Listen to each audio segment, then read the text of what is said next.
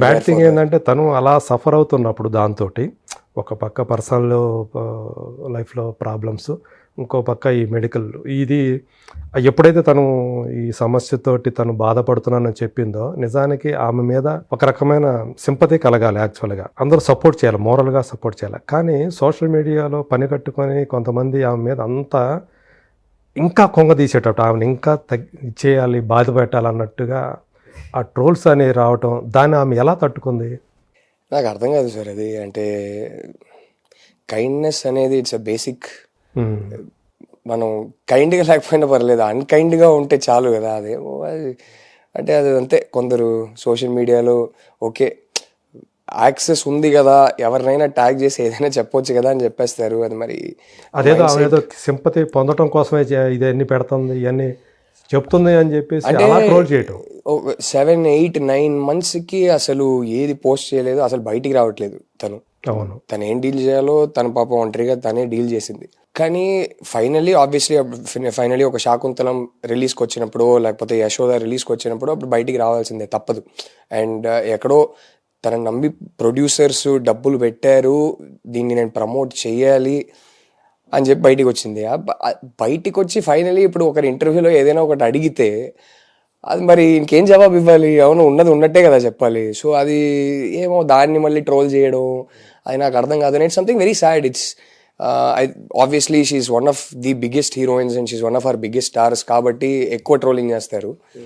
But అది I think everybody వాళ్ళ లెవెల్లో అందరికీ trolling is okay, sir. Like sometimes when I get trolled, I have fun. I mean, it's you laugh at it. But ఒక line దాటితే అది trolling అని కూడా కాదు. అది just becomes personal attacks after point. It becomes character assassination after point. And that is sad. I don't know what to say. It is difficult for anybody. It is very, very difficult for anybody.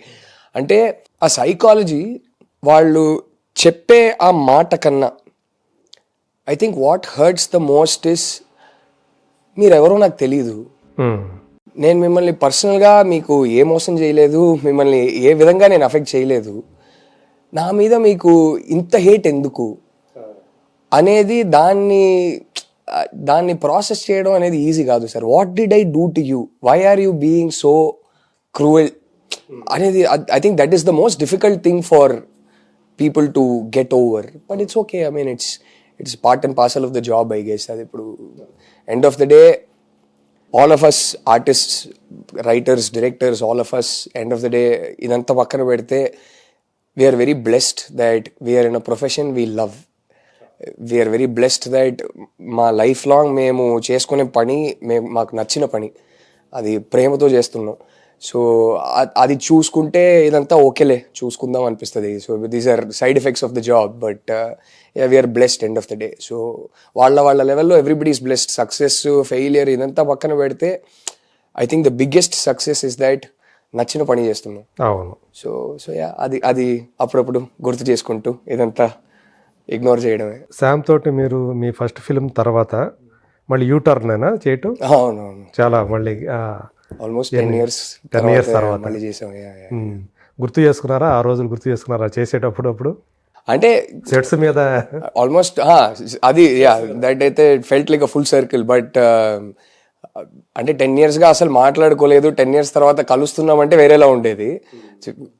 రెగ్యులర్గా కలుస్తూ ఉంటాం, రెగ్యులర్గా మాట్లాడుతూ ఉంటాం కాబట్టి కొత్తగా ఏమీ అనిపించలేదు. So but I think for me the most the biggest take away was that 10 years తర్వాత తనతో యాక్టింగ్ చేస్తున్నప్పుడు తన గ్రోత్ అది చూసి అసలు ఆ శామ్కి అసలు జమీన్ ఆస్మాన్ ఫరక్ ఉందనిపించింది. That I felt very proud that ఆ growth as an actor. I was like wow, ఆ పర్ఫార్మర్కి ఇప్పుడు సంబంధమే లేదు అనిపించింది. So I think that again she works very hard on improving herself all the time. అవును. సో మీకు ఆమె చేసిన వాటిలో, ఆమె వర్క్స్లో మీకు బాగా నచ్చింది ఏదనుకోవచ్చు? I think her best performance definitely is Family Man sir.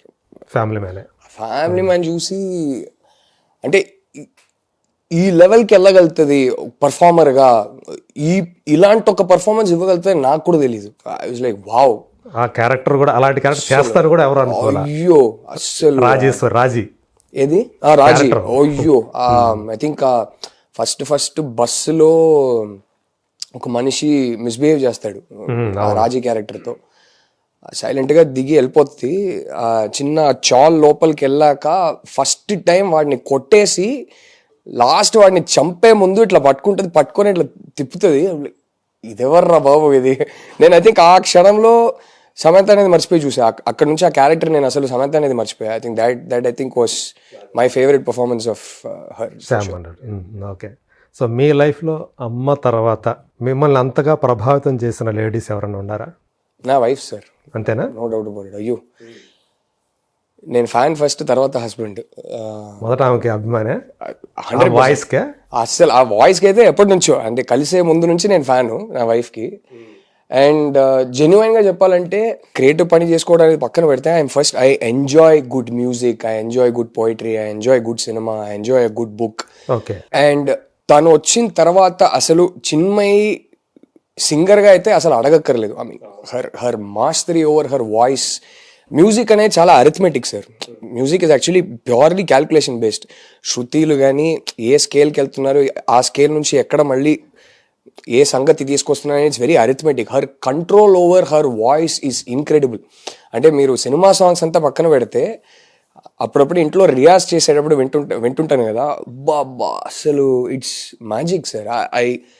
I love music. నేను చాలా కాన్సర్ట్స్కి వెళ్తుంటాను. నేను లైవ్ పర్ఫార్మెన్సెస్ అంటే మ్యూజిక్తో పాటు దానిలో సాహిత్యాన్ని కూడా బాగా, any type of music, Carnatic దగ్గర నుంచి మంచి తీన్మార్ సాంగ్ అన్నా కూడా ఏదైనా బాగా ఎంజాయ్ చేస్తా. సో ఇంట్లోనే తను రియాజ్ చేస్తుంటే అది వినడం అనేది ఇట్స్ బ్లెస్సింగ్. అసలు ఇన్క్రెడిబుల్ వాయిస్. I cannot. మీరు సినిమా సాంగ్స్ వినుంటారు కానీ తను గజల్స్ పాడుతుంటే మీరు వినాలి. ఇంట్లో మాక్సిమం తను రియాజ్ చేసేది గజల్స్తోనే రియాజ్ చేస్తుంది.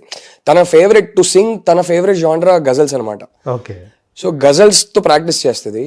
బా అసలు నేను వెంటనే వెళ్ళి సైలెంట్గా లైట్లు ఆఫ్ చేసేస్తాను. నేను ఒక డార్క్ మాహోల్లో జస్ట్ ఒక్క ల్యాంప్ ఎక్కడైనా వెలిగించేసి కూర్చొని సైలెంట్గా వింటుంటే ఆ మజా వేరు. అసలు మిమ్మల్ని మీరు మర్చిపోతుంటారు. అసలు అమేజింగ్. మీరు ఈ విషయంలో బ్లెస్డ్ అనుకుంటారా? 100% sir, no doubt about it. I think it is one of my greatest blessings as a lover of music that I married a singer. No doubt about it. Unfortunately ఇంట్లో తనకన్నా ఎక్కువ నేనే పాడుతుంటా. చాలా దరిద్రంగా పాడతాను నేను, బట్ నేనే పాడుతుంటా. బట్ అది పక్కన పెడితే another massive respect I have for her is that కొందరు వస్తారు సార్, పాప్ కల్చర్ మీద వాళ్ళ ప్రభావం ఎలా ఉంటుందంటే బిఫోర్ ఆఫ్టర్ అని చెప్పొచ్చు. ట్రెండ్ మారిపోద్ది. లైక్ జస్ట్ ఊరికే ఒక చిన్న ఎగ్జాంపుల్ చెప్పాలంటే, ఇప్పుడు ఎవరో వచ్చి ఒక యాక్షన్ సినిమా స్క్రిప్ట్ చెప్తున్నారంటే, ఇది ఈ ఎలివేషన్ బోయపాటి గారి లాగా ఇస్తామండి అంటారు. ఆయన ఒక బెంచ్ మార్క్ అయిపోయారు. చెప్పేది కూడా అట్లా చెప్తారు. లేకపోతే కొందరు వచ్చి లవ్ స్టోరీస్ చెప్పేటప్పుడు చెప్పి నాకు ఇది ఎలా తీస్తారో ఏంటని కొంచెం అర్థం కాలేదని వాళ్ళకి అనిపిస్తే, సార్ ఇది taking Gautham Menon style taking ఉంటుంది సార్ అంటారు. అంతకన్నా ఒక క్రియేటర్కి బెటర్ కాంప్లిమెంట్ ఇవ్వలేము కదా. సో నాకు తెలిసి చిన్మయి హీరోయిన్స్కి డబ్బింగ్ చేయడం స్టార్ట్ చేశాక హీరోయిన్ వాయిస్ ప్యాటర్న్ ఎలా ఉంటుంది, తెలుగు తమిళ సినిమాలో హీరోయిన్స్ ఎలా మాట్లాడతారు అనేది మారిపోయింది సార్. ఇప్పుడు అంటే అంతకు ముందు ఒక స్పెసిఫిక్ వాయిస్ ప్యాటర్న్ ఉండేది. ఆల్మోస్ట్ 10-15 years అది పెద్ద హిట్.